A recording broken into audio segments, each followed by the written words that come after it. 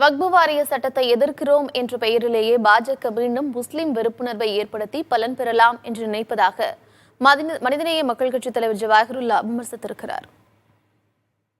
நாடாளுமன்றம் நடைபெற்று கொண்டிருக்கக்கூடிய ஒரு சூழல்ல இதுபோன்று ஒன்றிய அரசு செய்தியை கசிய விட்டிருப்பது நாடாளுமன்றத்தின் மீது ஒன்றிய அரசுக்கு துளி அளவும் மரியாதை இல்லை, அதற்குரிய கண்ணியத்தை கொடுப்பதற்கான எண்ணம் அதற்கு இல்லை என்பது தெளிவாக புரிகிறது.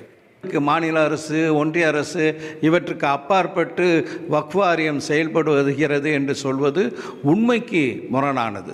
சட்டத்தில் நாங்கள் திருத்தங்களை கொண்டு வருகிறோம் என்று சொல்லி மீண்டும் ஒரு முஸ்லீம் வெறுப்புணர்வை ஏற்படுத்தி அதன் மூலமாக தேர்தலிலே பலன் பெறலாம் என்று பாஜக நினைக்கின்றது. மீண்டும் பாஜக தோற்கப் போவது உறுதி.